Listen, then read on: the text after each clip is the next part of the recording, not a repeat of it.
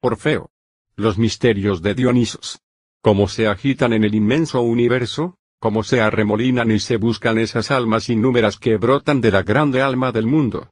Ellas van de un planeta a otro y lloran en el abismo la patria perdida. Son tus lágrimas, Dionisos. Oh gran espíritu, oh libertador, vuelve tus hijas a tu seno de luz. Fragmento órfico. Eurídice. Oh luz divina, dijo Orfeo al morir. Eurídice, gimieron al romperse las 7 cuerdas de su lira. Y su cabeza, que rueda para siempre por el río de los tiempos, clama aún, Eurídice, Eurídice. Leyenda de Orfeo. 1. La Grecia prehistórica. Las bacantes. Aparición de Orfeo. En los santuarios de Apolo, que poseían la tradición órfica, una fiesta misteriosa se celebraba en el equinoccio de la primavera. Era el momento en que los narcisos florecían al lado de la fuente de Gastaba. Los trípodes, las liras del templo vibraban por sí mismos y el dios invisible se decía volver del país de los hiperbóreos, sobre un carro tirado por cisnes. Entonces la gran sacerdotisa vestida, la musa, coronada de laureles, la frente ceñida por cintas sagradas, cantaba ante los iniciados solos el nacimiento de Orfeo, hijo de Apolo y de una sacerdotisa del dios.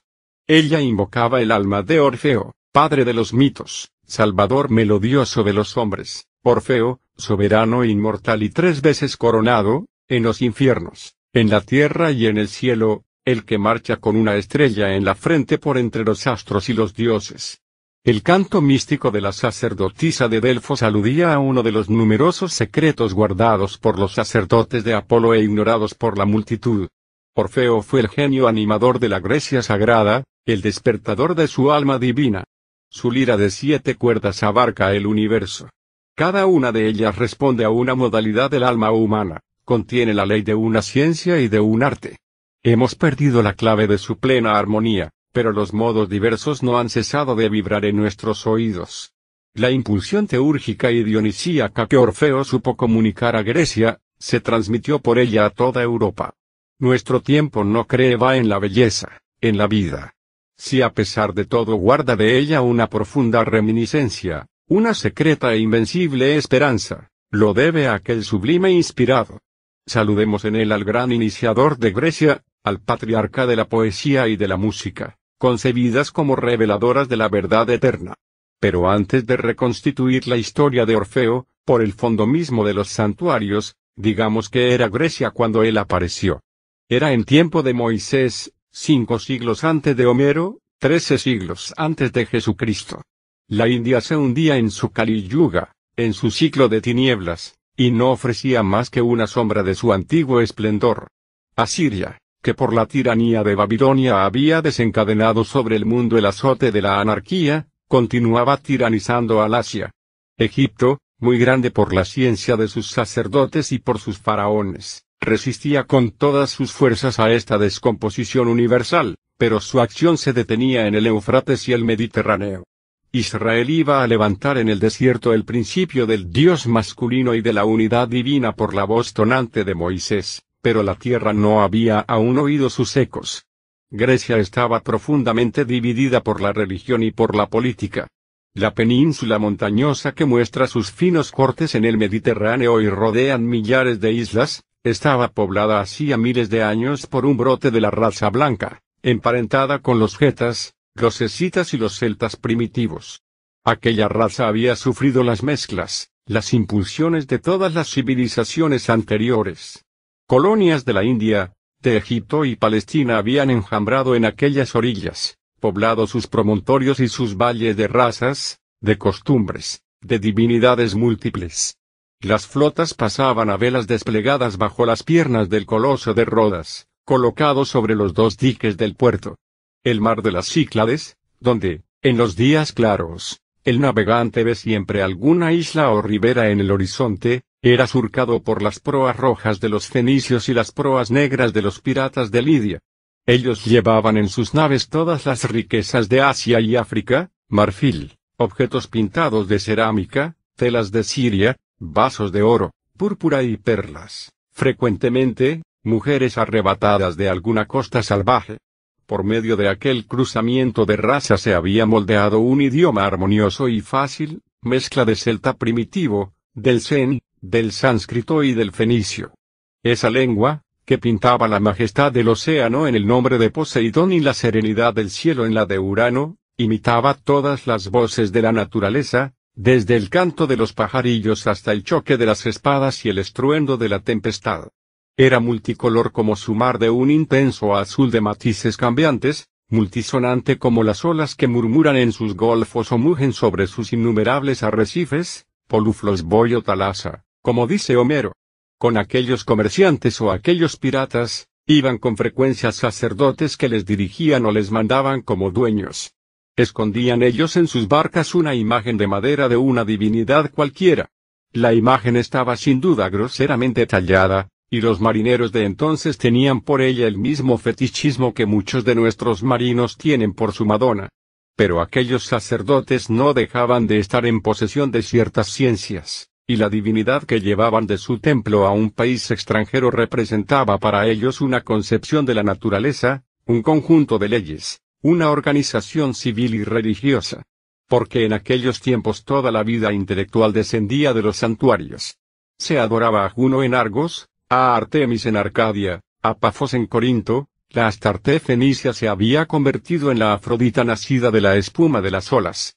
Varios iniciadores habían aparecido en el Ática. Una colonia egipcia había llevado a Eleusis el culto de Isis bajo la forma de Demeter, Ceres, madre de los dioses. Eretea había establecido entre el monte Himeto y el Pentélico el culto de una diosa virgen, hija del cielo azul, amiga del olivo y de la sabiduría. Durante las invasiones, a la primera señal de alarma, la población se refugiaba en el Acrópolis y se agrupaba alrededor de la diosa como alrededor de una viviente victoria. Sobre las divinidades locales reinaban algunos dioses masculinos y cosmogónicos. Pero relegados a las altas montañas, eclipsados por el cortejo brillante de las divinidades femeninas, tenían poca influencia. El dios solar, Apolo Délfico, según la antigua tradición de los tracios, la poesía había sido inventada por Oolen. Este nombre quiere decir en fenicio el ser universal. Apolo tiene la misma raíz. Apolén o Apuolón significa Padre Universal. Primitivamente se adoraba en Delfos al ser universal bajo el nombre de Oolen. El culto de Apolo fue introducido por un sacerdote innovador, bajo el impulso de la doctrina del verbo solar que recorría entonces los santuarios de la India y de Egipto. Este reformador identificó al Padre Universal con su doble manifestación, la luz hiperfísica y el sol visible. Pero esta reforma no salió casi de las profundidades del santuario. Orfeo fue quien dio un poder nuevo al verbo solar de Apolo, reanimándolo y electrizándolo por medio de los misterios de Dionisos. Existía ya, pero solo jugaba un papel secundario y borroso. Había sacerdotes de Zeus el Altísimo al pie de las cimas nevadas del Ida, en las alturas de la Arcadia y bajo las encinas de Dodona.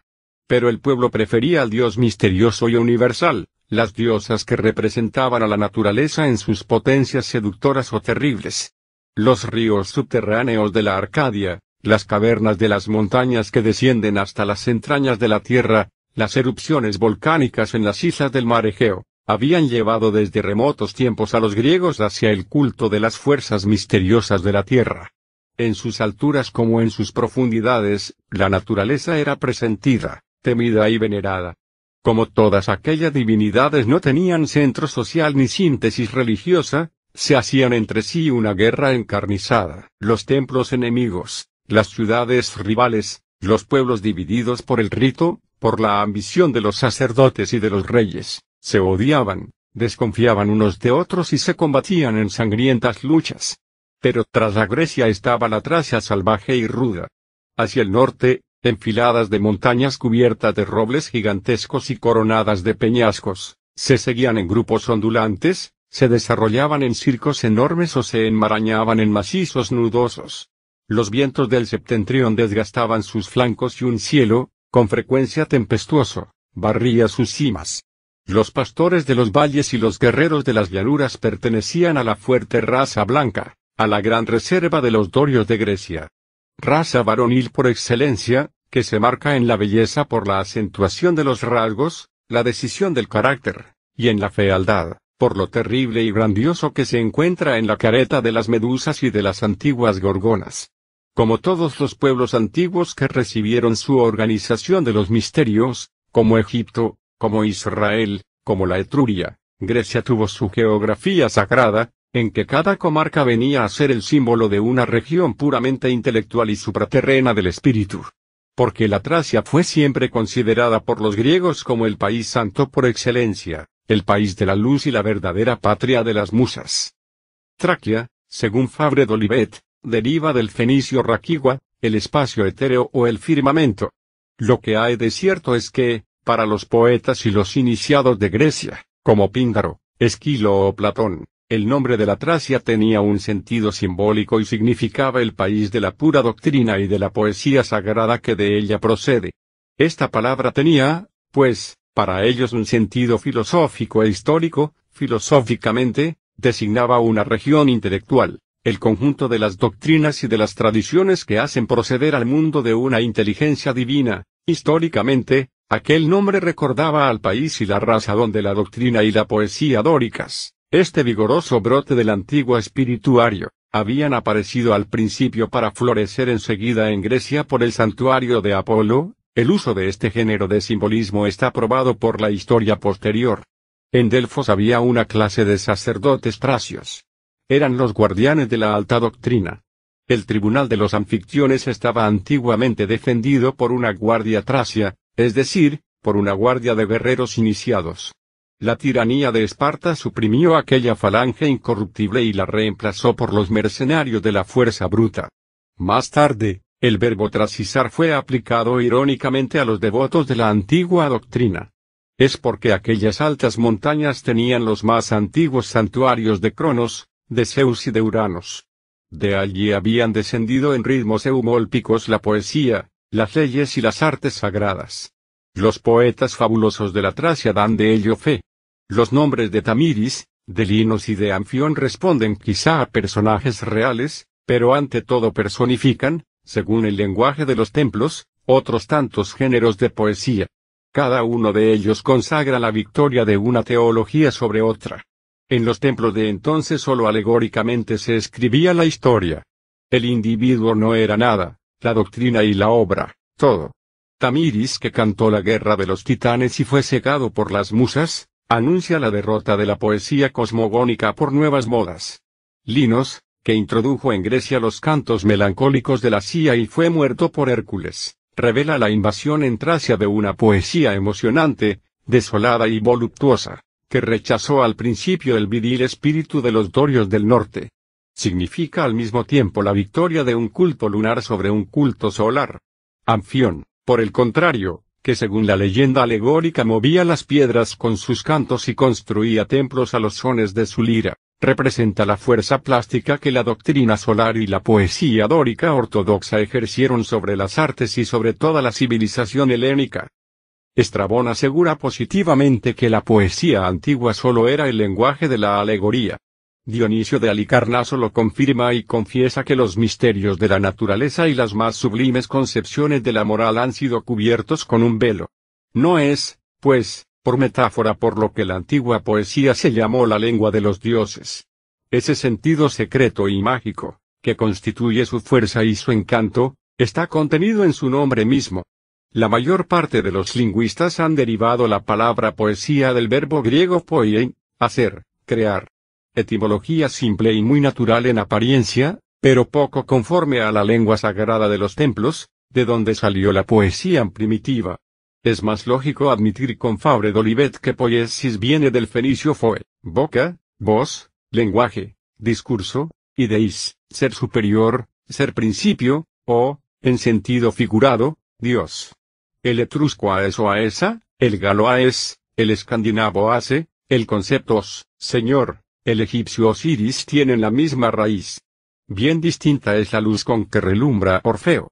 Brilla él a través de las edades con el rayo personal de un genio creador, cuya alma vibra de amor, en sus viriles profundidades, por el eterno femenino, y en sus últimas profundidades le respondió ese eterno femenino que vive y palpita bajo una triple forma en la naturaleza, en la humanidad y en el cielo.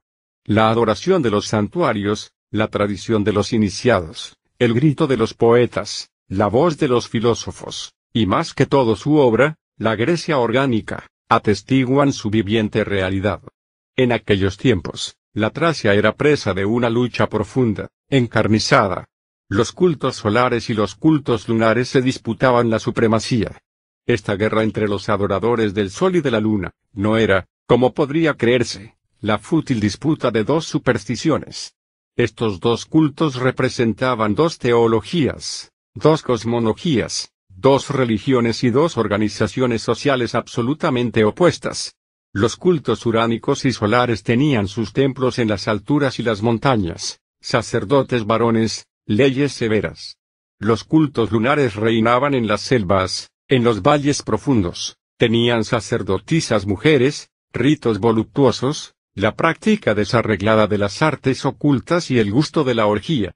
Había guerra a muerte entre los sacerdotes del sol y las sacerdotisas de la luna. Lucha de sexos, lucha antigua, inevitable, abierta o escondida, pero eterna entre el principio masculino y el principio femenino, entre el hombre y la mujer, que llena la historia con sus alternativas y en la que se juega el secreto de los mundos. Del mismo modo que la fusión perfecta del masculino y del femenino constituye la esencia misma y el misterio de la divinidad, así el equilibrio de estos dos principios puede únicamente producir las grandes civilizaciones. En toda Tracia, como en Grecia, los dioses masculinos, cosmogónicos y solares habían sido relegados a las altas montañas, a los países desiertos. El pueblo les prefería el cortejo inquietante de las divinidades femeninas que evocaba las pasiones peligrosas y las fuerzas de la naturaleza. Estos últimos cultos atribuían a la divinidad suprema del sexo femenino. Espantosos abusos comenzaban a resultar de este estado de cosas. Entre los tracios las sacerdotisas de la luna o de la triple Hécate habían hecho acto de supremacía apropiándose el viejo culto de Baco, dándole un carácter sangriento y temible. En signo de su victoria, habían tomado el nombre de bacantes, como para marcar su dominio, el reino soberano de la mujer, su poder sobre el hombre. Alternativamente magas, seductoras y sacrificadoras sangrientas de víctimas humanas, tenían su santuario en valles salvajes y recónditos. ¿Por qué sombrío encanto, por qué ardiente curiosidad hombres y mujeres eran atraídos hacia aquellas soledades de vegetación tropical y grandiosa? Formas desnudas, danzas lascivas en el fondo de un bosque, luego risas, un gran rito, y 100 bacantes se lanzaban sobre el profano que debía jurarle sumisión o perecer. Las bacantes domesticaban panteras y leones, que hacían aparecer en sus fiestas. Por la noche, con serpientes enroscadas en los brazos, se prosternaban ante la triple Hécate. Luego, en rondas frenéticas, evocaban a Baco subterráneo, de doble sexo y de cabeza de toro. Pero desgraciado del extranjero, desgraciado del sacerdote de Júpiter o de Apolo que fuera a espiarlas. Inmediatamente era descuartizado. El Baco con cabeza de toro se vuelve a encontrar en el 29 himno órfico. Es un recuerdo del antiguo culto que en ningún modo pertenece a la pura tradición de Orfeo. Porque éste depuró completamente y transfiguró el Baco popular en Dioniso celeste, símbolo del espíritu divino que evoluciona a través de todos los reinos de la naturaleza. Cosa curiosa, volvemos a encontrar el Baco infernal de las bacantes en el Satán de cabeza de toro que adoraban las brujas de la Edad Media en sus aquelarres nocturnos. Es el famoso Baphomet. La Iglesia, para desacreditar a los templarios, les acusó de pertenecer a la secta que le adoraba. Las bacantes primitivas fueron pues las druidesas de Grecia. Muchos jefes tracios continuaban fieles a los viejos cultos varoniles. Pero las bacantes se habían insinuado entre algunos de sus reyes que reunían a las costumbres bárbaras el lujo y los refinamientos del Asia. Ellas les habían seducido por la voluptuosidad y dominado por el terror. De este modo los dioses habían dividido la Tracia en dos campos enemigos. Pero los sacerdotes de Júpiter y de Apolo, sobre sus cimas desiertas, acompañados por Cl Rayo, eran impotentes contra Hécate, que vencía en los valles ardientes y que desde sus profundidades comenzaba a amenazar a los altares de los hijos de la luz. En esta época había aparecido en Tracia un hombre joven, de raza real y dotado de una seducción maravillosa. Se decía que era hijo de una sacerdotisa de Apolo. Su voz melodiosa tenía un encanto extraño. Hablaba de los dioses en un ritmo nuevo y parecía inspirado. Su blonda cabellera, orgullo de los dorios, caía en ondas doradas sobre sus hombros y la música que fluía de sus labios prestaba un contorno suave y triste a las comisuras de su boca. Sus ojos, de un profundo azul, irradiaban fuerza, dulzura y magia. Los feroces tracios evitaban su mirada, pero las mujeres versadas en el arte de los encantos decían que aquellos ojos mezclaban en su filtro de azul las flechas del sol con las caricias de la luna. Las mismas bacantes, curiosas de su belleza, merodeaban con frecuencia a su alrededor como panteras amorosas, y sonreían a sus palabras incomprensibles. De repente, aquel joven, que llamaban el hijo de Apolo, desapareció. El hijo que había muerto, descendiendo a los infiernos. Había huido secretamente a Samotracia, luego a Egipto, donde había pedido asilo a los sacerdotes de Menfis. Después de atravesar sus misterios, volvió al cabo de 20 años bajo un nombre de iniciación que había conquistado por sus pruebas y recibido de sus maestros, como un signo de su misión. Se llamaba ahora Orfeo Arfa, palabra fenicia, compuesta de Aur, luz, y de Rofae, curación, lo que quiere decir, aquel que cura por la luz. El más viejo santuario de Júpiter se elevaba entonces sobre el monte Caucaión. En otro tiempo sus hierofantes habían sido grandes pontífices. Desde la cumbre de aquella montaña, al abrigo de un golpe de mano, habían reinado sobre toda la Tracia. Pero desde que las divinidades de abajo habían dominado, sus adeptos eran escasos, su templo estaba casi abandonado. Los sacerdotes del monte Caucaión acogieron como a un salvador al iniciado de Egipto. Por su ciencia y por su entusiasmo, Orfeo arrastró tras sí a la mayor parte de los tracios, transformó completamente el culto de Baco y subyugó a las bacantes. Pronto su influencia penetró en todos los santuarios de Grecia. Él fue quien consagró la majestad de Zeus en Tracia, la de Apolo en Delfos, donde instituyó las bases del tribunal de los anfitriones que llegó a ser la unidad social de la Grecia. En fin, por la creación de los misterios, formó el alma religiosa de su patria. Porque, en la cumbre de la iniciación, fundió la religión de Zeus con la de Dionisos en un pensamiento universal. Los iniciados recibían por sus enseñanzas la pura luz de las verdades sublimes, y aquella luz llegaba al pueblo más templada, pero no menos bienhechora, bajo el velo de la poesía y de fiestas encantadoras. De este modo Orfeo había llegado a ser pontífice de Tracia, gran sacerdote del Zeus olímpico, y, para los iniciados, el revelador del Dioniso celeste. 2. El templo de Júpiter. Cerca de las fuentes del Ebro se eleva el monte Caucaión. Espesas selvas de encinas le sirven de cintura. Un círculo de rocas y de piedras ciclópeas le coronan. Hace millares de años que aquel lugar es una montaña santa. Los pelasgos, los celtas, los escitas y los getas, expulsándose unos a otros, han ido allí a adorar a sus dioses diversos. Pero, ¿no es siempre al mismo Dios a quien busca el hombre cuando sube tan alto? Sino, ¿por qué construirle tan penosamente una morada en la región del rayo y de los vientos? Un templo de Júpiter se eleva ahora en el centro del sagrado recinto, macizo, inabordable como una fortaleza.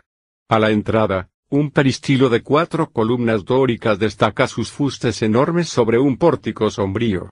En el cenit del cielo está sereno, pero la tormenta retumba aún sobre las montañas de la Tracia, que desenvuelven a los lejos sus hondonadas y sus cimas, negro océano convulsionado poderosamente por la tempestad y surcado de luz. Es la hora de sacrificio. Los sacerdotes de Cauquión no hacen otro más que el del fuego. Ellos descienden los escalones del templo y encienden la ofrenda de madera aromática con una antorcha del santuario. El pontífice sale del templo. Vestido de lino blanco como los otros, va coronado de mirtos y de ciprés. Lleva un cetro de ébano con cabeza de marfil y una cintura de oro en la cual varios cristales incrustados lanzan fuegos sombríos, símbolos de una majestad misteriosa. Es Orfeo. Llevaba él de la mano a su discípulo, hijo de Delfos, que pálido, tembloroso y encantado, espera las palabras del gran inspirado con el escalofrío de los misterios. Orfeo lo ve y para calmar al novicio elegido de su corazón, Pone dulcemente sus brazos sobre sus hombros.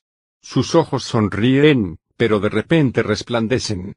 Y mientras que a sus pies los sacerdotes giran alrededor del altar y cantan el himno del fuego, Orfeo, solemnemente, dice al novicio amado palabras de iniciación que caen en el fondo de su corazón como un licor divino.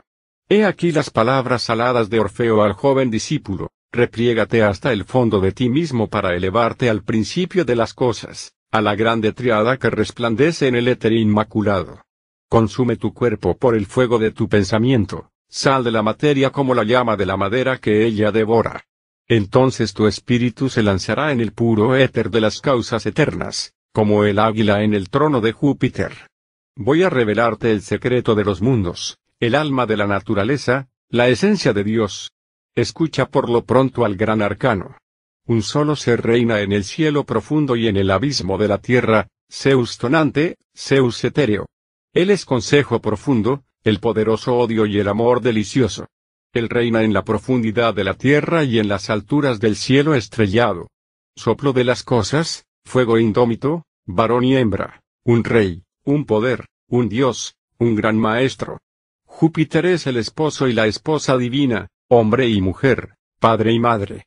De su matrimonio sagrado, de sus eternos esponsales salen incesantemente el fuego y el agua, la tierra y el éter, la noche y el día, los fieros titanes, los dioses inmutables y la semilla flotante de los hombres. Los amores del cielo y de la tierra no son conocidos de los profanos. Los misterios del esposo y de la esposa solo a los hombres divinos son revelados. Pero yo voy a declararte lo que es verdadero. Hace un momento el trueno conmovía estas rocas, el rayo caía en ellas como un fuego viviente, una llama movible, y los ecos de las montañas se retumbaban de gozo. Pero tú temblabas no sabiendo de dónde viene ese fuego ni a dónde hiere. Es el fuego viril, simiente de Zeus, el fuego creador. Él sale del corazón y del cerebro de Júpiter, se agita en todos los seres. Cuando cae el rayo, él brota de su diestra. Pero nosotros, sus sacerdotes, sabemos su esencia, nosotros evitamos y a veces dirigimos y desviamos sus dardos. Y ahora, mira el firmamento. Ve aquel círculo brillante de constelaciones sobre el cual está lanzada de banda ligera de la Vía Láctea, polvo de soles y de mundos. Mira cómo flamea Orión, chispan los gemelos y resplandece la lira. Es el cuerpo de la esposa divina que gira en un vértigo armonioso bajo los cantos del esposo. Mira con los ojos del espíritu, tú verás su cabeza, sus brazos extendidos y levantarás su velo sembrado de estrellas. Júpiter es el esposo y la esposa divina. He aquí el primer misterio. Pero ahora, hijo de Delfos, prepárate a la segunda iniciación. Estremécete, llora, goza, adora, porque tu espíritu va a sumergirse en la zona ardiente donde el gran demiurgo hace la mezcla del alma y del mundo en la copa de la vida. Y saciando la sed en esta copa embriagadora, todos los seres olvidan la mansión divina y descienden al doloroso abismo de las generaciones. Zeus es el gran demiurgo. Dionisos es su hijo, su verbo manifestado. Dionisos, espíritu radiante, inteligencia viva, resplandecía en las mansiones de su padre, en el palacio del éter inmutable. Un día que contemplaba los abismos del cielo a través de las constelaciones, vio reflejada en la azul profundidad su propia imagen que le tendía los brazos. Pero la imagen huía siempre y le atraía al fondo del abismo. Por fin se encontró en un valle umbroso y perfumado, gozando de las brisas voluptuosas que acariciaban su cuerpo. En una gruta vio a Perséfona. Maia, la bella tejedora, tejía un velo, en el que se veían ondear las imágenes de todos los seres.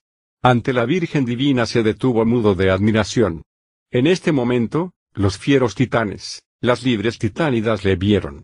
Los primeros, celosos de su belleza, las otras, llenas de un loco amor, se lanzaron sobre él como los elementos furiosos y le despedazaron. Luego, habiéndose distribuido sus miembros, los hicieron hervir en el agua y enterraron su corazón. Júpiter aniquiló con sus rayos a los titanes, y Minerva llevó al éter el corazón de Dionisos, que allí se convirtió en un sol ardiente. Pero del humo del cuerpo de Dionisos han salido las almas de los hombres que suben hacia el cielo. Cuando las pálidas sombras se hayan unido al corazón flameante del dios, se encenderán como llamas y Dionisos entero resucitará más vivo y poderoso que nunca en las alturas del Empíreo. He aquí el misterio de la muerte de Dionisos. Ahora escucha el de su resurrección. Los hombres son la carne y la sangre de Dionisos, los hombres desgraciados son sus miembros esparcidos, que se buscan retorciéndose en el crimen y el odio, en el dolor y el amor, a través de millares de existencias. El color ígneo de la tierra, la cima de las fuerzas de abajo, les atrae siempre más hacia el abismo, les desgarra más y más. Pero nosotros los iniciados, nosotros que sabemos lo que hay arriba y lo que está abajo, somos los salvadores de las almas, los héroes de los hombres. Como imanes les atraemos, atraídos nosotros por los dioses. De este modo, por celestes encantamientos reconstituimos el cuerpo viviente de la divinidad. Hacemos llorar al cielo y regocijamos a la tierra, y como preciosas joyas llevamos en nuestros corazones las lágrimas de todos los seres para cambiarlas en sonrisas. Dios muere en nosotros renace. Así habló Orfeo. El discípulo de Delfos se arrodilló ante su maestro, levantando los brazos con el ademán de los suplicantes. Y el pontífice de Júpiter extendió la mano sobre su cabeza, pronunciando estas palabras de consagración, que Zeus inefable y Dionisos 3 veces revelador, en los infiernos, en la tierra y en el cielo, sea propicio a tu juventud y que vierta en tu corazón la ciencia profunda de los dioses. Entonces, el iniciado, dejando el peristilo del templo, fue a echar estirax al fuego del altar e invocó 3 veces a Zeus tonante. Los sacerdotes giraron en un círculo a su alrededor cantando un himno. El pontífice rey había quedado pensativo bajo el pórtico, el brazo apoyado sobre una estela. El discípulo volvió a él. Melodioso Orfeo, dijo, hijo amado de los inmortales y dulce médico de las almas, desde el día que te oí cantar los himnos de los dioses en la fiesta del Apolo délfico, has encantado mi corazón y te he seguido siempre. Tus cantos son como un licor embriagador, tus enseñanzas como un amargo brebaje que alivia el cuerpo fatigado y reparte en sus miembros una fuerza nueva. Áspero es el camino que conduce desde aquí a los dioses, dijo Orfeo, que parecía responder a voces internas, más bien que a su discípulo, una florida senda, una pendiente escarpada y después rocas frecuentadas por el rayo con el espacio inmenso alrededor. He aquí el destino del vidente y el profeta sobre la tierra. Hijo mío, quédate en los senderos floridos de la vasta llanura y no busques más allá. Mi sed aumenta a medida que tú quieres calmarla, dijo el joven iniciado. Me has instruido en lo que respecta a la esencia de los dioses. Pero dime, gran maestro de los misterios, inspirado del divino Eros, ¿podré verlos alguna vez? Con los ojos del espíritu, dijo el pontífice de Júpiter, pero no con los del cuerpo. Tú, aún no sabes ver más con estos últimos. Preciso es un gran trabajo y grandes dolores para abrir los ojos internos. Tú sabes abrirlos, Orfeo. Contigo, ¿qué puedo temer? ¿Lo quieres? Escucha pues. En Tesalia, en el valle encantado de Tempe se eleva un templo místico, cerrado a los profanos. Allí es donde Dionisos se manifiesta a los novicios y a los videntes. Para dentro de un año te invito a su fiesta, y sumergiéndote en un sueño mágico, abriré tus ojos sobre el mundo divino. Sea hasta entonces casta tu vida y blanca tu alma. Pues, sábelo, la luz de los dioses espanta a los débiles y mata a los profanadores. Mas ven a mi morada. Te daré el libro necesario a tu preparación. El maestro entró con el discípulo délfico en el interior del templo y le condujo a la gran sala que le estaba reservada. Allí ardía una lámpara egipcia siempre encendida, que sostenía un genio alado de metal forjado. Allí estaban, encerrados, en cofres de cedro perfumado, numerosos rollos de papiros cubiertos de jeroglíficos egipcios y caracteres fenicios, así como también los libros escritos en lengua griega por Orfeo y que contenían su ciencia mágica y su doctrina secreta. Entre los numerosos libros perdidos que los escritores órficos de Grecia atribuían a Orfeo, había los argonáuticos, que trataban de la grande obra hermética, una de Metraida, un poema sobre la madre de los dioses al que correspondía una cosmogonía, los cantos sagrados de Baco el espíritu puro, que tenían por complemento una teogonía, sin hablar de otras obras como el velo, la red de las almas, el arte de los misterios de los ritos, el libro de las mutaciones, química y alquimia, los coribantos, o los misterios terrestres, y los temblores de tierra, la anomoscopía, ciencia de la atmósfera, una botánica natural y mágica, etc., etc. El maestro y el discípulo se entretuvieron en la sala durante una parte de la noche. 3. Fiesta dionisíaca en el valle de Tempe. Pausanias cuenta que todos los años una teoría iba desde Delfos al valle de Tempe, para coger el laurel sagrado. Esta usanza significativa recordaba a los discípulos de Apolo su relación con las iniciaciones órficas y que la inspiración primera de Orfeo era el tronco antiguo y vigoroso, del que el templo de Delfos cogía las ramas siempre jóvenes y vivas. Esta fusión entre la tradición de Apolo y la tradición de Orfeo se señala de otro modo en la historia de los templos. En efecto, la célebre disputa entre Apolo y Baco por el trípode del templo no tiene otro sentido. Baco, dice la leyenda, se dio el trípode a su hermano y se retiró al Parnaso. Esto quiere decir que Dionisos y la iniciación órfica quedaron como privilegio de los iniciados, mientras que Apolo daba sus oráculos al exterior. Estamos en Tesalia, en el fresco valle de Tempe. Había llegado la noche santa consagrada por Orfeo a los misterios de Dionisos. Guiado por uno de los servidores del templo, el discípulo de Delfos marchaba por un desfiladero estrecho y profundo, bordeado por rocas a pico. En la noche solo se oía el murmullo del río que fluía entre sus verdes orillas. Por fin, la luna llena se mostró tras una montaña. Su disco amarillento salió entre las rocas sumidas en la oscuridad. Su luz sutil y magnética se difundió en las profundidades, y de repente, el valle encantado apareció en una claridad paradisíaca. Por un momento se reveló por completo con sus hondonadas cubiertas de césped, sus quesillos de fresnos y de álamos, sus cristalinos manantiales, sus grutas veladas por hiedras colgantes y su río sinuoso rodeando islotes de árboles o corriendo bajo bóvedas de ramaje. Un vapor amarillento, un sueño voluptuoso envolvía a las plantas. Suspiros de ninfas parecían hacer palpitar el espejo de las fuentes y vagos sonidos de flautas se escapaban de los rosales inmóviles. Sobre todas las cosas se cernía el silencioso encanto de Diana. El discípulo de Delfos caminaba como en un ensueño. A veces se detenía para respirar el delicioso perfume de la madreselva y del laurel. Pero la mágica claridad solo duró su instante. La luna quedó cubierta por una nube.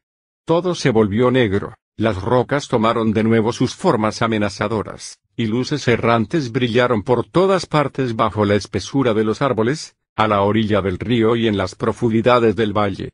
Son los mistos que se ponen en camino, dijo el anciano guía del templo. Cada cortejo tiene su guía portaantorcha. Vamos a seguirles. Los viajeros encontraron coros que salían de los bosques y se ponían en marcha. Primero vieron pasar a los mistos del Baco joven, adolescentes vestidos con largas túnicas de finísimo lino y coronados de hiedra. Llevaban copas de madera tallada, símbolo de la copa de la vida. Luego llegaron hombres jóvenes, robustos y vigorosos. Eran los devotos de Hércules luchador, llevaban cortas túnicas, piernas desnudas, cubiertas las espaldas por una piel de león y coronas de olivo sobre su cabeza. Después vinieron los inspirados, los mistos de Baco sacrificado, llevando alrededor del cuerpo una piel cebrada de pantera, cintas de púrpura en los cabellos y el tirso en mano. Al pasar cerca de una caverna, vieron prosternados a los devotos de Aedón y de Eros subterráneo. Eran hombres que lloraban a parientes o amigos muertos y cantaban en voz baja: Aedón, Aedón, devuélvenos los seres que nos has arrebatado o haznos descender a tu reino. El viento se abismaba en la caverna y parecía prolongarse bajo tierra con risas y sollozos fúnebres. De repente, un misto se volvió hacia el discípulo de Delfos y le dijo: has franqueado el umbral de Aedón, no volverás a ver la luz de los vivos.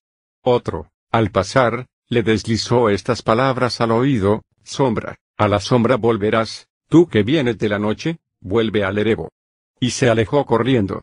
El discípulo de Delfos se sintió helado de espanto y murmuró a su guía: ¿qué quiere decir esto? El servidor del templo pareció no haber oído y solamente dijo: es preciso pasar el puente. Nadie puede evitarlo. A poco atravesaron un puente de madera sobre el río Peneo. ¿De dónde vienen?, dijo el neófito. Esas voces lastimeras y esa lamentosa melopea. ¿Quiénes forman esas largas filas de sombras blancas que marchan bajo los álamos? Son mujeres que van a iniciarse en los misterios de Dionisos. ¿Sabes sus nombres? Aquí nadie conoce el nombre de los demás, y cada uno olvida el suyo propio. Porque, del mismo modo que a la entrada del sagrado recinto los devotos dejan sus vestiduras sucias para bañarse en el río y vestirse con limpias ropas de lino, así también cada uno deja su nombre para tomar otro. Durante 7 noches y 7 días es preciso transformarse, pasar a otra vida. Mira esas multitudes de mujeres. No están agrupadas por familias o patria, sino por el Dios que las inspira. Vieron desfilar jóvenes coronadas de narcisos, con pétalos azulados, que el guía llamaba las ninfas compañeras de Perséfona. Llevaban castamente en sus brazos, cofrecillos, urnas, vasos votivos. Luego venían, con pétalos rojos, las amantes místicas, las esposas ardientes y buscadoras de Afrodita, que se internaron en un bosque sombrío. De allí oyeron salir apremiantes voces de llamadas mezcladas con lánguidos sollozos, que poco a poco se amortiguaron. Luego un coro apasionado se elevó del oscuro bosquecillo, y subió al cielo en palpitaciones lentas. Eros, nos ha ferido. Afrodita, has quebrado nuestros miembros. Hemos cubierto nuestro seno con la piel del cervatillo, pero en nuestros pechos llevamos la púrpura sangrienta de nuestras heridas. Nuestro corazón es un brasero devorador. Otras mueren en la pobreza, el amor nos consume. Devóranos, Eros, Eros, Eros, o libértanos, Dionisos, Dionisos. Otro grupo avanzó. Aquellas mujeres iban por completo vestidas de lana negra con largos velos, que arrastraban tras ellas, y todas profundamente afligidas por algún pesar. El guía dijo que eran las desconsoladas de Perséfona. En aquel lugar se encontraba un gran mausoleo de mármol cubierto de hiedra. Se arrodillaron ellas a su alrededor, deshicieron sus tocados y lanzaron grandes gritos. A la estrofa del deseo respondieron por la antiestrofa del dolor. Perséfona, decían, has muerto, arrebatada por Aedón, has descendido al imperio de la muerte. Nosotras, que lloramos el bien amado, somos unas muertas en vida. Que no renazca el día. Que la tierra que te cubre, oh gran diosa, nos dé el sueño eterno, y que mi sombra vague abrazada a la sombra querida. Escúchanos, Perséfona, Perséfona.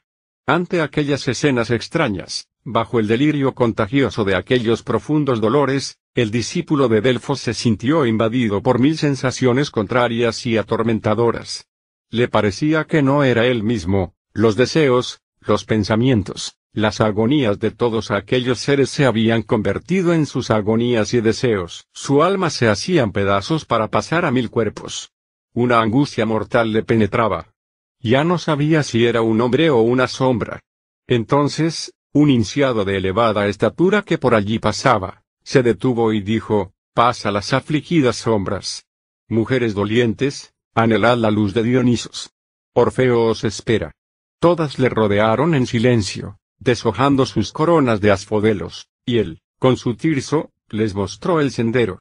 Las mujeres fueron a beber a una fuente vecina, con copas de madera. Las teorías se volvieron a formar y el cortejo continuó la marcha. Las jóvenes habían tomado la delantera. Cantaban un treno con este estribillo, agitad las adormideras. Bebed en la corriente del Leteo. Dadnos la flor deseada, y que florezca el narciso para nuestras hermanas. Perséfona. Perséfona. El discípulo caminó mucho tiempo aún, acompañado por el guía. Atravesó praderas de asfodelos, y pasó bajo la sombra negra de los álamos de triste murmullo. Oyó canciones lúgubres que flotaban en el aire y venían sin saber de dónde. Vio, suspendidas a los árboles, horribles caretas y figuritas de cera figurando niños en pañales. Aquí y allá, las barcas atravesaban el río con gentes silenciosas como muertos. Por fin el valle se ensanchó, el cielo se fue iluminando sobre las altas cimas, y apareció la aurora. A lo lejos se divisaban las sombrías gargantas del monte Osa, surcadas de abismos en que se amontonaban las rocas desplomadas. Más cerca, en medio de un anfiteatro de montañas, sobre una colina cubierta de bosque, brillaba el templo de Dionisos. El sol doraba ya las altas cimas. A medida que se aproximaron al templo, veían llegar de todas partes cortejos de devotos, multitudes de mujeres, grupos de iniciados. Estas gentes, graves en apariencias, mas agitadas interiormente por una tumultuosa esperanza, se reunieron al pie de la colina y subieron al santuario. Todos se saludaban como amigos, agitando los ramos y los tirsos.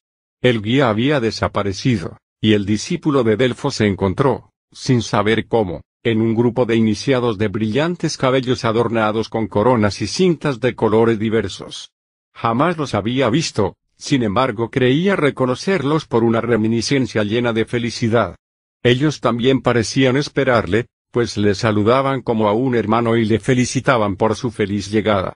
Conducido por su grupo y como transportado sobre alas, subió hasta los más altos escalones del templo, cuando un rayo de luz deslumbradora entró en sus ojos. Era el sol naciente que lanzaba su primera flecha en el valle e inundaba con sus rayos brillantes aquella multitud de devotos e iniciados, agrupados en las escalinatas del templo y por toda la colina. Enseguida un coro entonó el peón. Las puertas de bronce del templo se abrieron por sí mismas y seguido del Hermes y del portaantorcha, apareció el profeta, el hierofante, Orfeo. El discípulo de Delfos le reconoció con un estremecimiento de alegría. Vestido de púrpura, con su lira de marfil y oro en la mano, Orfeo irradiaba una eterna juventud. Habló de este modo: paz a todos los que habéis llegado para renacer después de los terrestres dolores y que en este momento renacéis. Venid a ver la luz del templo, vosotros que de la noche salís, devotos, mujeres, iniciados. Venid a regocijaros, vosotros que habéis sufrido, venid a reposar los que habéis luchado. El sol que evoco sobre vuestras cabezas y que va a brillar en vuestras almas, no es el sol de los mortales, es la pura luz de Dionisos, el gran sol de los iniciados. Venceréis por vuestros pasados sufrimientos, por el esfuerzo que aquí os trae, y si creéis en las palabras divinas, habéis vencido ya. Porque después del largo circuito de las existencias tenebrosas, saldréis por fin del círculo doloroso de las generaciones y os reconoceréis como un solo cuerpo, como una sola alma, en la luz de Dionisos. La divina brasa que nos guía en la tierra, en nosotros está, ella se convierte en antorcha del templo, estrella en el cielo. Así se difunde la luz de la verdad. Escuchad cómo vibra la lira de 7 cuerdas, la lira de Dios. Ella hace mover los mundos. Escuchad bien, que el sonido os atraviese. Y las profundidades de los cielos se abrirán. Auxilio de los débiles, consuelo de los que sufren, esperanza de todos. Pero desdichados de los malvados, de los profanos, pues serán confundidos. Porque en el éxtasis de los misterios, cada uno ve hasta el fondo del alma de los demás. Los malvados se aterrorizan y los profanos mueren. Y ahora que Dionisos ha brillado sobre vosotros, invoco al Eros celeste y todopoderoso. Que ti esté en vuestros amores, en vuestros llantos y en vuestras alegrías. Amad, pues todo ama, los demonios del abismo y los dioses del éter. Amad, pues todo ama. Pero amad la luz y no las tinieblas. Recordad el objeto de vuestro viaje. Cuando las almas vuelven a la luz, ellas llevan como asquerosas manchas, sobre su cuerpo sideral, todas las faltas de su vida. Y para borrarlas, es preciso que expíen y que vuelvan a la tierra. Pero los puros, los fuertes, marchan hacia el sol de Dionisos. Y ahora, cantad el Evoé. Evoé, gritaron los heraldos en las 4 esquinas del templo, Evoé, y los címbalos comenzaron a tocar. Evoé, respondió la entusiasta asamblea agolpada en las escaleras del santuario. El grito de Dionisos, el llamamiento sagrado al renacimiento, a la vida, retumbó en los valles repetidos por 1000 pechos, reforzado por los ecos de las montañas. Y los pastores de las gargantas salvajes del Osa, que con sus rebaños se hallaban a lo largo de las altas selvas, cerca de las nubes, respondieron, Evoé. El grito Evoé, que se pronunciaba en realidad, Evoé, era la voz sagrada de todos los iniciados del Egipto, de Judea, de la Fenicia, del Asia Menor y de la Grecia. Las 4 letras sagradas pronunciadas, Iod, Baue, representaban a Dios en su fusión eterna con la naturaleza, ellas abarcaban la totalidad del ser, el universo viviente. Iod, Osiris, significaba la divinidad propiamente dicha, el intelecto creador, el eterno masculino que está en todo, en todas partes y sobre todo. Ebaue representaba el eterno femenino, Eva, Isis, la naturaleza, bajo todas las formas visibles e invisibles, fecundadas por él. La más alta iniciación, la de las ciencias teogónicas y de las artes teúrgicas, correspondía a cada una de las letras Ebe. Como Moisés, Orfeo reservó las ciencias que corresponden a la letra Iod, Jove, Zeus, Júpiter, y la idea de la unidad de Dios a los indicados del primer grado, tratando de dar esta idea al pueblo por medio de la poesía, por las artes y sus vivientes símbolos. Por eso la palabra Eboe era abiertamente proclamada en las fiestas de Dionisos, en las que se admitía, además de los iniciados, a los simples aspirantes a los misterios. Aquí aparece toda la diferencia entre la obra de Moisés y la de Orfeo. Ambas parten de la iniciación egipcia y poseen la misma verdad, pero la aplican en opuesto sentido. Moisés, ásperamente, celosamente, glorifica al Padre, al Dios masculino, confía su custodia a un sacerdocio cerrado, y somete al pueblo a una disciplina implacable, sin revelación. Orfeo, enamorado de un modo divino del femenino eterno, de la naturaleza, la glorifica en nombre de Dios que la penetra, y a quien quiere hacer surgir en la humanidad divina. Y he aquí por qué el grito de Eboe se convirtió en el grito sagrado por excelencia en todos los misterios de Grecia. 4. Evocación. La fiesta había huido como un sueño, había llegado la noche. Las danzas, los cánticos y las plegarias, se habían desvanecido en una niebla de rocío. Orfeo y su discípulo descendieron por una galería subterránea a la cripta sagrada que se prolongaba en el corazón de la montaña, y de la cual únicamente el hierofante conocía la entrada. Allí era donde el inspirado de los dioses se dedicaba a sus solitarias meditaciones, o perseguía con sus adeptos la realización de las altas obras de la magia y de la teurgia. A su alrededor se extendía un espacio vasto y cavernoso. 2 antorchas plantadas en tierra, solo iluminaban vagamente los muros agrietados y las profundidades tenebrosas. A algunos pasos de allí, una grieta negra se abría en el suelo, un viento cálido salía de ella, y aquel abismo parecía descender a las entrañas de la tierra. Un pequeño altar, donde ardía un fuego de laurel seco, y una esfinge de pórfido, guardaban sus bordes. Muy lejos, a una altura inconmensurable, la caverna dejaba ver el cielo estrellado por una hendidura oblicua. Aquel pálido rayo de luz azulado parecía el ojo del firmamento sumergiéndose en aquel abismo. Has bebido en las fuentes de la luz santa, dijo Orfeo, has entrado con corazón puro en el seno de los misterios.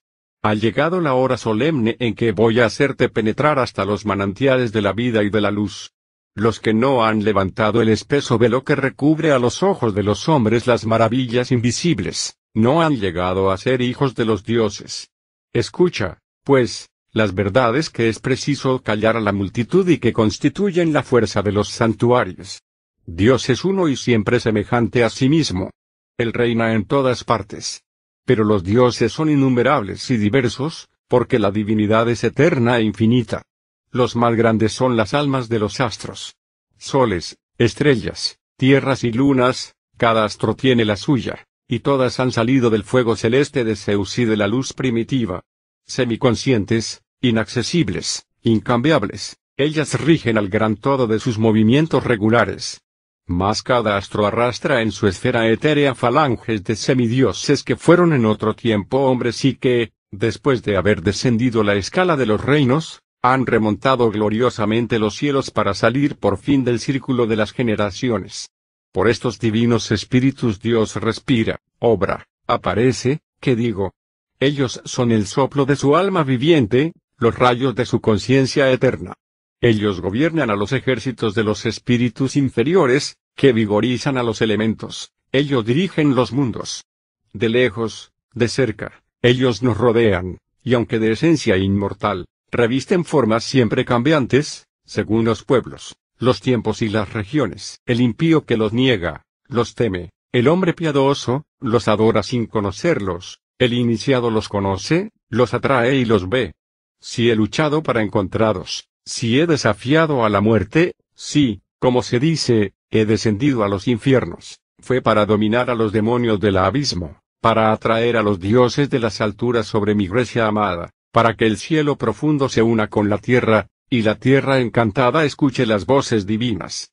La belleza celeste se encarnará en la carne de las mujeres, el fuego de Zeus circulará a través de la sangre de los héroes, y mucho antes de remontarse a los astros, los hijos de los dioses resplandecerán como inmortales. ¿Sabes lo que es la lira de Orfeo? Es el sonido de los templos inspirados. Ellos tienen por cuerdas a Dios. A su música, Grecia se armonizará como una lira, y el mármol mismo cantará en brillantes cadencias, en celestes armonías. Y ahora evocaré a mis dioses, para que te aparezcan vivos y te muestren, en una visión profética, el místico himeneo que preparo al mundo y que verán los iniciados. Acuéstate al abrigo de aquella roca. Nada temas. Un sueño mágico va a cerrar tus párpados, temblarás al pronto y verás cosas terribles, pero enseguida, una luz deliciosa, una felicidad desconocida, inundará tus sentidos y tu ser. El discípulo se acostó en el nicho excavado en la roca en forma de lecho. Orfeo lanzó algunos perfumes sobre el fuego del altar. Luego cogió su cetro de ébano, provisto en el extremo de un cristal flameante, se colocó cerca de la esfinge y, llamando con voz profunda, comenzó la evocación: Cibeles. Cibeles, Gran Madre, óyeme. Luz original, llama ágil, etérea y siempre movible a través de los espacios, que contienes los ecos y las imágenes de todas las cosas. Yo llamo a tus corrientes fulgurantes de luz. Oh alma universal, incubadora de los abismos, sembradora de soles, que dejas arrastrar en el éter tu manto estrellado, luz sutil, oculta, invisible a los ojos de carne, gran madre de los mundos y de los dioses, tú que encierras los tipos eternos. Antiguas Cibeles. A mí, por mi cetro mágico, por mi pacto con las potencias, por el alma de Eurídice. Yo te evoco, esposa multiforme, dócil y vibrante, bajo el fuego del varón eterno. De lo más alto de los espacios, de lo más profundo de tus efluvios. Rodea al Hijo de los Misterios con una muralla de diamante, y hazle ver en tu seno profundo los espíritus del abismo, de la tierra y de los cielos. A estas palabras, un trueno subterráneo conmovió las profundidades del abismo, y toda la montaña tembló. Un sudor frío heló el cuerpo del discípulo. Ya no veía a Orfeo más que a través de una humareda creciente. Por un instante, trató de luchar contra un poder formidable que le dominaba. Pero su cerebro quedó sumergido, su voluntad, aniquilada. Tuvo las angustias de un ahogado que traga el agua a pleno pecho, y cuya horrible convulsión termina en las tinieblas de la inconsciencia. Cuando volvió al conocimiento, la noche reinaba a su alrededor, una noche mitigada por un semidía tortuoso, amarillento y de cieno. Miró largo tiempo sin ver nada. Por momentos sentía su piel rosada como por invisibles murciélagos. Por fin, vagamente creyó ver moverse en aquellas tinieblas formas monstruosas de centauros, de hidras, de gorgonas. Pero la primera cosa que divisó distintamente, fue una gran figura de mujer sentada sobre un trono. Estaba envuelta en un largo velo de fúnebres pliegues, sembrado de estrellas pálidas, y llevaba una corona de adormideras. Sus grandes ojos abiertos velaban inmóviles. Masas de sombras humanas se movían a su alrededor como pajarillos fatigados y murmuraban a media voz: Reina de los muertos, alma de la tierra. Oh Perséfona. Nosotras somos hijas del cielo. ¿Por qué estamos sumidas en el reino de las sombras? Oh segadora del cielo. ¿Por qué has cogido nuestras almas que volaban antes felices en la luz, entre sus hermanas, en los campos del éter? Perséfona respondió: he cogido el narciso, he entrado en el lecho nupcial. He bebido la muerte con la vida. Como vosotras, yo gimo en las tinieblas. ¿Cuándo seremos libertadas? Dijeron las almas gimiendo. Cuando llegue mi esposo libertador, respondió Perséfona. Entonces aparecieron mujeres terribles. Sus ojos estaban inyectados de sangre, sus cabezas coronadas de plantas venenosas. Alrededor de sus brazos, de sus talles medio desnudos, se retorcían serpientes que manejaban a su guisa de fustas, almas, espectros, larvas. Decían con voz silbante: no creáis a la reina insensata de los muertos. Somos las sacerdotisas de la vida, tenebrosas, siervas de los elementos y de los monstruos de abajo, vacantes en la tierra, furias en el tártaro. Somos nosotras vuestras reinas eternas, almas infortunadas. No saldréis del círculo maldito de las generaciones, nosotras os haremos entrar en él con nuestros látigos. Torceos para siempre entre los anillos sibilantes de nuestras serpientes, en los nudos del deseo, del odio y del remordimiento. Y se precipitaron, desgreñadas, sobre el rebaño de las almas asustadas, que se pusieron a girar en los aires bajo sus latigazos como un torbellino de hojas secas, lanzando grandes gemidos. A esta vista, Perséfona palideció, parecía un fantasma lunar. Murmuró, el cielo, la luz, los dioses, un sueño. Sueño, sueño eterno. Su corona de adormidera se secó, sus ojos se cerraron con angustia. La reina de los muertos cayó en letargo sobre su trono, y luego todo desapareció en las tinieblas. La visión cambió. El discípulo de Delfo se vio en un valle espléndido y verdeante. El monte Olimpo en el fondo. Ante un antro negro, dormitaba sobre un lecho de flores la bella Perséfona. Una corona de narciso reemplazaba en sus cabellos a la corona de las adormideras fúnebres, y la aurora de una vida renaciente esparcía sobre sus mejillas un tinte ambrosiaco. Sus trenzas negras caían sobre sus hombros de un blanco brillante, y las rosas de su seno, suavemente elevadas, parecían llamar los besos de los vientos. Las ninfas danzaban en una pradera. Pequeñas nubes blancas viajaban por el azul del cielo. Una lira cantaba en un templo. A su voz de oro, a sus ritmos sagrados, el discípulo oyó la música íntima de las cosas. Porque de las hojas, de las ondas, de las cavernas, salía una melodía incorpórea y tierna, y las voces lejanas de las mujeres iniciadas que guiaban sus coros a las montañas, llegaban a su oído en cadencias quebradas. Unas, desesperadas, llamaban al dios, las otras creían divisarlo al caer, medio muertas de fatiga, en el borde de las selvas. Por fin el cielo se abrió en el cenit para engendrar en su seno una nube brillante. Como un ave que un instante se cierne y luego cae a tierra, el dios, con su tirso, bajó y vino a posarse ante Perséfona. Estaba radiante, sus cabellos sueltos, en sus ojos se insinuaba el delirio sagrado de los mundos por nacer. Por largo tiempo la contempló, luego extendió su tirso sobre ella. El tirso rozó su seno, ella sonrió. Él tocó su frente, ella abrió los ojos, se levantó lentamente y miró a su esposo. Aquellos ojos, llenos aún del sueño del erebo, brillaron como estrellas. ¿Me reconoces?, dijo el dios. Oh Dionisos, dijo Perséfona, espíritu divino, verbo de Júpiter, luz celeste que resplandece bajo la forma humana, cada vez que me despiertas, creo vivir por la vez primera. Los mundos se renacen en mi recuerdo, el pasado, el futuro, se vuelve el inmortal presente, y siento en mi corazón irradiar el universo. Al mismo tiempo, sobre las montañas, en un lindero de las nubes plateadas, aparecieron los dioses curiosos e inclinados hacia la tierra. Abajo, grupos de hombres, de mujeres y de niños salidos de los valles, de las cavernas, miraban a los inmortales en un embeleso celeste. Himnos inflamados subían de los templos con oleadas de incienso. Entre la tierra y el cielo se preparaba uno de esos esponsales que hacen concebir a las madres héroes y dioses. Ya un matiz rosáceo se había difundido por el paisaje, ya la reina de los muertos, transformada en la divina segadora, subía hacia el cielo arrebatada en los brazos de su esposo. Una nube purpúrea los envolvió, y los labios de Dioniso se posaron sobre la boca de Perséfona. Entonces, un inmenso grito de amor salió del cielo y de la tierra, como si el estremecimiento sagrado de los dioses, pasando sobre la gran lira, quisiera desgarrar todas sus cuerdas, lanzar sus sonidos a todos los vientos. Al mismo tiempo, brotó de la divina pareja una fulguración, un huracán de luz cegadora. Y todo desapareció. Por un momento, el discípulo de Orfeo se sintió como abismado en la fuente de todas las vidas, sumergido en el sol del ser.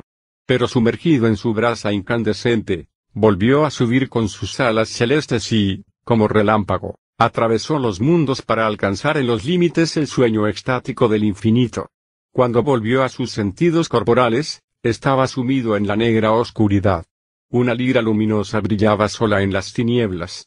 Ella huía, y se convirtió en estrella. Entonces, únicamente, el discípulo vio de que estaba en la cripta de las evocaciones, y que aquel punto luminoso era la hendidura lejana de la caverna abierta, hacia el firmamento. Una gran sombra estaba en pie ante él. Reconoció a Orfeo en sus largos bucles y en el cristal flamígero de su cetro. «Hijo de Delfos, ¿de dónde vienes?», dijo el hierofante. «Oh maestro de los iniciados, celeste encantador, maravilloso Orfeo, he tenido un sueño divino. ¿Habrá sido un encanto, o un don de los dioses? ¿Qué ha pasado? ¿Ha cambiado el mundo? ¿Dónde estoy ahora? Has conquistado la corona de la iniciación y has vivido en mi sueño, la Grecia inmortal.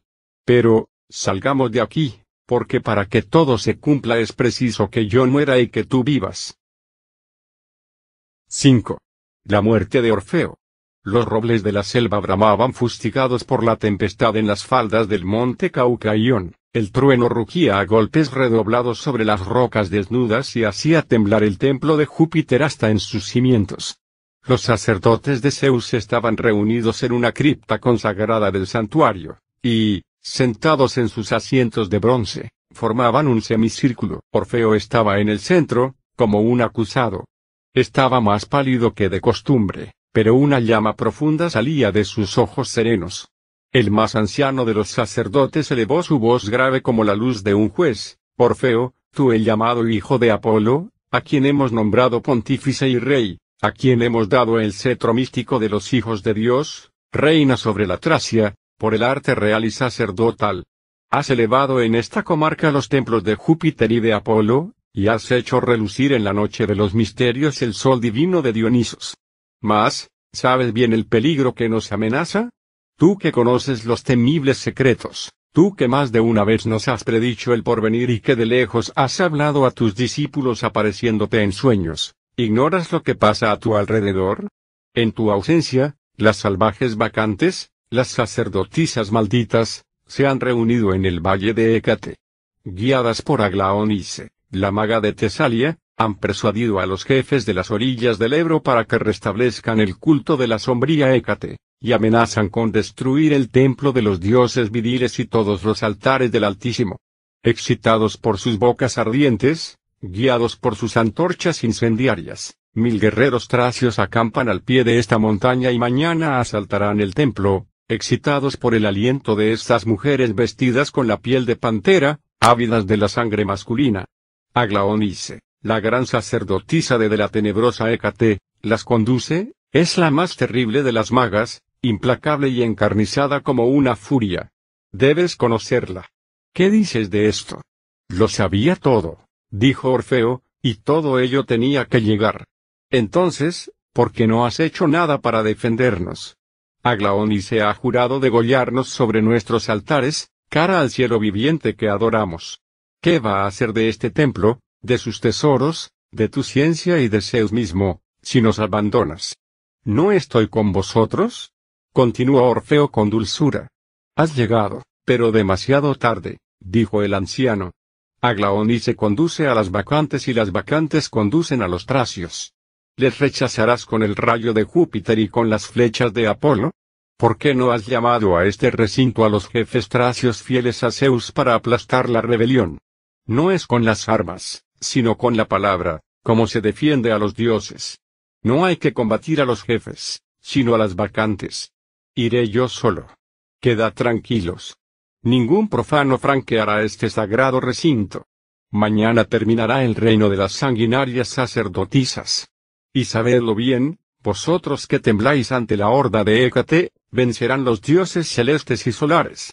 A ti, anciano, que dudabas de mí, dejo el cetro de pontífice y la corona de hierofante. ¿Qué vas a hacer?, dijo el anciano asustado. Voy a unirme a los dioses. Hasta la vista todos. Orfeo salió dejando a los sacerdotes mudos sobre sus asientos. En el templo encontró al discípulo de Delfos, y cogiéndole con fuerza la mano, le dijo: voy al campo de los tracios. Sígueme. Marchaban bajo las encinas, la tempestad se había alejado, Entre las espesas ramas brillaban las estrellas. Ha llegado para mí la hora suprema, dijo Orfeo. Otros me han comprendido, tú me has amado. Eros es el más antiguo de los dioses, dicen los iniciados. Él contiene la clave de todos los seres.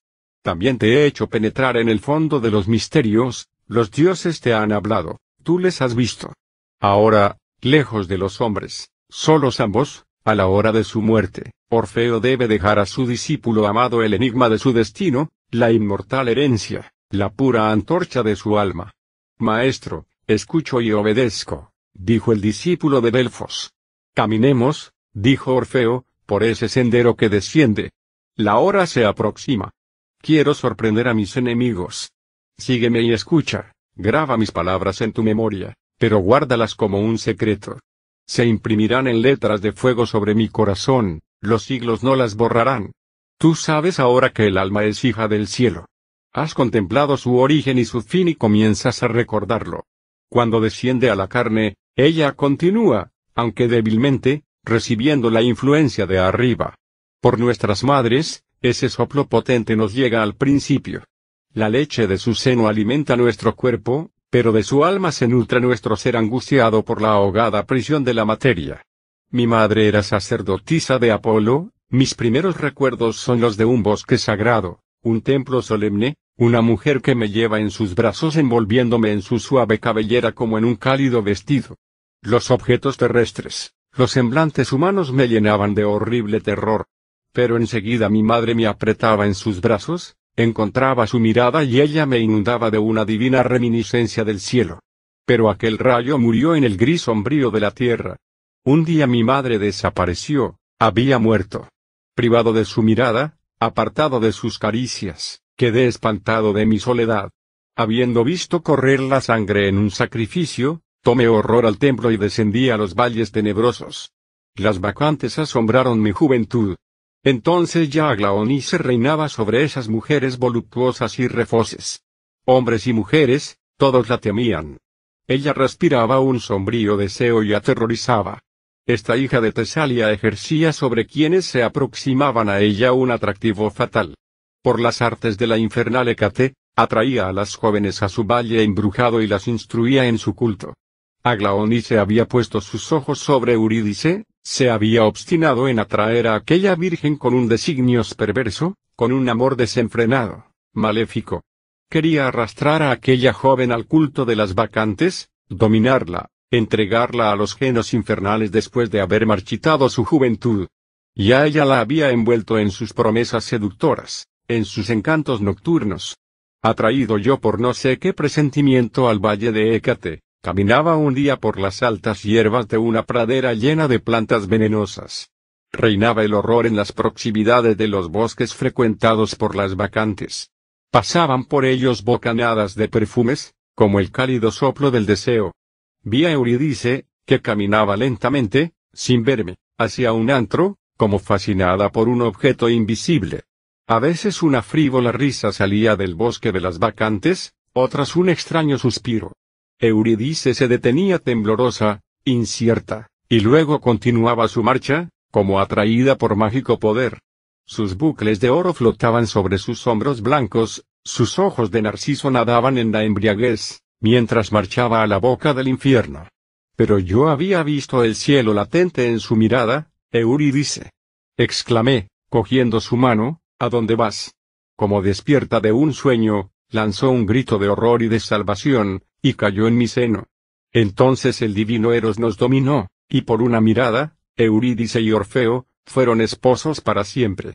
Entretanto, Eurídice, que me había abrazado en su temor, me mostró la gruta con un gesto de espanto. Me aproximé, y vi allí una mujer sentada. Era Aglaonice.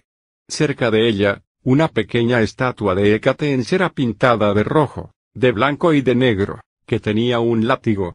Ella murmuraba palabras encantadas haciendo mover su rueca mágica, y sus ojos fijos en el vacío parecían devorar su presa. Rompí la rueca, pisateé la Hécate, y atravesando a la maga con la mirada, exclamé, por Júpiter. Te prohíbo pensar en Eurídice, bajo pena de muerte. Porque, sábelo, los hijos de Apolo no te temen. Aglaonice, suspensa, se retorció como una serpiente bajo mi gesto y desapareció en su caverna, lanzándome una mirada de odio mortal. Conduje a Eurídice a las proximidades del templo. Las vírgenes del Erebo, coronadas de jacinto, cantaron, Himeneo, Himeneo, a nuestro alrededor, y conocí la felicidad. La luna solo 3 veces había cambiado, cuando una bacante, empujada por la hija de Tesalia, presentó a Eurídice una copa de vino, que le daría, a su decir, la ciencia de los filtros y de las hierbas mágicas. Eurídice, curiosa, la bebió y cayó muerta. La copa contenía un veneno mortal. Cuando vi la hoguera que consumía a Eurídice, cuando vi la tumba cubrir sus cenizas, cuando el último recuerdo de su forma viviente hubo desaparecido, exclamé, ¿dónde está su alma? Partí desesperado y erré por toda Grecia. Pedí su evocación a los sacerdotes de Samotracia, la busqué en las entrañas de la tierra, en el cabo Tenaro, en vano. Por fin llegué al antro de Trofonio. Allí, ciertos sacerdotes conducían a algunos visitantes temerarios por una grieta del suelo, hasta los lagos de fuego que hierven en el interior de la tierra, y haciéndoles ver lo que allí pasa. Durante el descenso, se entra en éxtasis, y la segunda vista se abre. Se respira apenas, la voz se apaga, no se puede hablar más que por signos. Unos se vuelven a la mitad del camino, otros persisten y mueren asfixiados. La mayor parte de los que salen vivos se vuelven locos. Después de haber visto lo que ninguna boca debe decir, subí a la gruta y caí en profundo letargo. Durante aquel sueño de muerte se me apareció Eurídice. Ella flotaba en un limbo, pálida como un rayo lunar, y me dijo, por mí has desafiado al infierno, me has buscado entre los muertos. Heme aquí, vengo a verte a tu voz. No habito el seno de la tierra, sino la región del Erebo, el cono de sombra entre la tierra y la luna. Giro en torbellinos en ese limbo, llorando como tú. Si quieres libertarme, salva a Grecia dándole la luz. Entonces yo, volviendo a encontrar mis alas, subiré hacia los astros, y me volverás a encontrar en la luz de los dioses. Hasta entonces me es preciso errar en la esfera turbia y dolorosa. Por 3 veces la quise coger, por 3 veces se desvaneció en mis brazos como una sombra. Oí únicamente como un sonido de cuerda que se desgarra, luego una voz débil como un soplo, triste como un beso de adiós, murmuró, Orfeo. A esta voz me desperté. Aquel nombre, dado por un alma, había transformado mi ser. Sentí pasar por mí el sagrado escalofrío de un deseo inmenso con el poder de un amor sobrehumano. Eurídice, viva, me hubiese dado la embriaguez de la dicha. Eurídice, muerta, me hizo encontrar la verdad. Por amor he revestido yo el hábito de lino, dedicándome a la grande iniciación y a la vida ascética, por amor he penetrado en la magia y buscado la ciencia divina, por amor he atravesado las cavernas de Samotracia, los pozos de las pirámides y las tumbas de Egipto. He rebuscado en la muerte para encontrar la vida, y sobre la vida he visto los limbos, las almas, las esferas transparentes, el éter de los dioses. La tierra me ha abierto sus abismos, el cielo sus templos flameantes. He arrancado la ciencia, oculta bajo las momias. Los sacerdotes de Isis y de Osiris me han entregado sus secretos. Ellos solo tenían aquellos dioses, yo tenía a Eros. Por él he hablado, he cantado, he vencido. Por él he deletreado el verbo de Hermes y Zoroastro, por él he pronunciado el de Júpiter y Apolo. Mas la hora ha llegado de confirmar mi misión por mi muerte. Otra vez me es preciso descender a los infiernos para subir de nuevo al cielo. Escucha, hijo querido, tú llevarás mi doctrina al templo de Delfos y mi ley al tribunal de los anfictiones. Dionisos es el sol de los iniciados, Apolo será la luz de la Grecia, los anfictiones los guardianes de su justicia. El hierofante y su discípulo habían llegado al fondo del valle. Ante ellos, un claro, grandes macizos de bosques sombríos, tiendas y hombres echados. Orfeo marchaba tranquilamente por medio de los tracios dormidos y fatigados de una orgía nocturna. Un centinela que vela aún, le pidió su nombre. Soy un mensajero de Júpiter, llama a tus jefes, le respondió Orfeo. Un sacerdote del templo. Este grito, lanzado por el centinela, se reparte como una señal de alarma en todo el campo. Se arman, se llaman, las espadas brillan, Los jefes sacuden asombrados y rodean al pontífice. ¿Quién eres? ¿Qué vienes a hacer aquí? Soy un enviado del templo. Vosotros todos, reyes, guerreros de Tracia, renunciad a luchar con los hijos de la luz y reconoced la divinidad de Júpiter y de Apolo. Los dioses de las alturas os hablan por mi boca. Vengo como amigo si me escucháis, como juez si rehusáis oírme. Habla, dijeron los jefes. En pie, bajo un gran olmo, Orfeo habló. Habló de los beneficios de los dioses, del encanto de la luz celestial, de la vida pura que llevaba en la cima con sus hermanos iniciados, bajo el ojo del gran Uranos, y lo que quería comunicar a todos los hombres, prometiendo apaciguar las discordias, curar a los enfermos, mostrar las simientes que producen los mejores frutos de la tierra, y aquellas aún más preciosas que producen los divinos frutos de la vida, la alegría, el amor, la belleza. Y mientras así hablaba, su voz grave y dulce vibraba como las cuerdas de una lira, y penetraba más y más en el corazón de los tracios sobresaltados. Del fondo de los bosques, las bacantes curiosas, con sus antorchas en mano, habían llegado también, atraídas por la música de una voz humana. Apenas vestidas con la piel de panteras, vinieron a mostrar sus pechos morenos y sus talles soberbios. Al resplandor de las nocturnas antorchas, sus ojos brillaban de lujuria y de crueldad. Pero, calmadas poco a poco por la voz de Orfeo, se agruparon a su alrededor o se sentaron a sus pies como bestias feroces domadas. Unas, sobrecogidas de remordimiento, fijaban en tierra una sombría mirada, otras escuchaban como encantadas. Y los tracios emocionados, murmuraban entre ellos, es un dios el que habla, es el mismo Apolo que encanta a las bacantes. Entretanto, desde el fondo del bosque, Aglaonice espiaba. La gran sacerdotisa de Hécate, viendo a los tracios inmóviles y a las bacantes encadenadas por una magia más fuerte que la suma, sintió la victoria del cielo sobre el infierno, y su poder maldito hundirse en las nieblas, de donde había salido, bajo la palabra del divino seductor. Ella enrojeció, y lanzándose ante Orfeo con un esfuerzo violento, dijo, ¿decís que es un dios? Y yo os digo que es Orfeo, un hombre como vosotros, un mago que os engaña, un tirano que se ciñe vuestras coronas. ¿Decís un dios? ¿El hijo de Apolo? ¿Él? ¿El sacerdote? ¿El orgulloso pontífice? Lanzaos sobre él. Si es Dios, que se defienda, y si yo miento, desgarradme en pedazos. Aglaonice venía seguida de algunos jefes excitados por sus maleficios e inflamados por su odio. Ellos se arrojaron sobre el hierofante. Orfeo lanzó un gran grito y cayó atravesado por sus espadas. Él tendió la mano a su discípulo, y dijo, yo muero, mas los dioses viven. Luego, expiró. Inclinada sobre su cadáver, la maga de Tesalia, cuyo semblante se parecía ahora al de Tisífona, espiaba con salvaje alegría el último suspiro del profeta, y se preparaba a obtener un oráculo de su víctima. Mas, a su grande espanto, aquella faz cadavérica se reanimó al resplandor flotante de la antorcha, una palidez rojiza se esparció por el semblante del muerto, sus ojos se abrieron agrandados, y una mirada profunda, dulce y terrible, se fijó sobre ella, mientras una voz extraña, la voz de Orfeo, se escapaba otra vez de aquellos labios temblorosos para pronunciar distintamente estas 4 sílabas, melodiosas y vengadoras, Eurídice.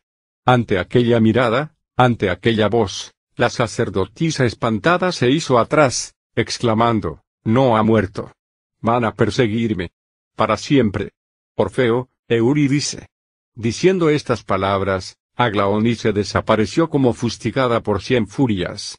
Las bacantes aterradas y los tracios, sobrecogidos por el horror de su crimen, huyeron en la oscuridad, lanzando gritos de angustia. El discípulo quedó solo al lado del cuerpo de su maestro. Cuando un rayo siniestro de Hécate iluminó el lino ensangrentado y la pálida faz del gran iniciador, le pareció que el valle, el río, las montañas y las selvas profundas gemían como una gran lira. El cuerpo de Orfeo fue quemado por sus sacerdotes, y sus cenizas llevadas a un santuario lejano de Apolo, donde fueron veneradas como las de un dios. Ninguno de los rebeldes osó subir al templo de Caucaión. La tradición de Orfeo, Su ciencia y sus misterios se perpetuaron allí, y se difundieron por todos los templos de Júpiter y Apolo. Los poetas griegos decían que Apolo estaba celoso de Orfeo, porque se invocaba a éste más frecuentemente. La verdad es que cuando los poetas cantaban a Apolo, los grandes iniciados invocaban el alma de Orfeo, salvador y profeta. Más tarde, los tracios convertidos a la religión de Orfeo, contaron que aquel había bajado a los infiernos para buscar allí el alma de su esposa, y que las bacantes, celosas de su amor eterno, le habían despedazado, su cabeza fue lanzada al Ebro por sus ondas tempestuosas, llamaba aún, Eurídice. Eurídice. De este modo, los tracios cantaron como profeta a quien habían matado como criminal, y que por su muerte hubo de convertirles. Así, el verbo órfico se infiltró misteriosamente en las venas de la Helenia por las vías secretas de los santuarios y de la iniciación. Los dioses se armonizaron a su voz como en el templo un coro de iniciados a los sones de una lira invisible, y el alma de Orfeo se convirtió en el alma de Grecia.